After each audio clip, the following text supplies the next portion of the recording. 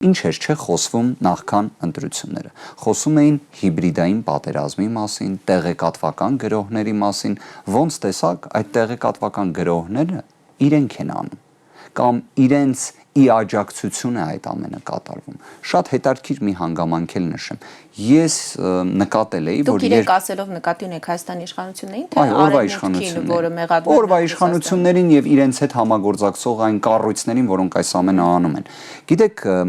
մի ժամանակ առաջ, երբ հրապարակումներ էին լինում օրվա իշխանությունների վերաբերյալ, հա, արտասահմանյան ԶԼՄ-ներում եւ այլն, ես հիշում եմ իրենք այդ ամենին ինչ սուր էին արձագանքում, ինչ աստիճան էին հերքում եւ այլն։ Հիմա ուզում եմ հասկանամ, այսինքն հենց իրենց չի վերաբերում, դա դառնում է ինչ որ տենց շատ լուրջ նյութ, հենց իրենց է վերաբերում, դա պարզապես տենց զրպարտություն է, վիրավորանք է եւ այլն։ Եվս մեկ անգամ ուզում եմ ընդգծել, Սամվել Կարապետյանին զրպարտողները, վիրավորողները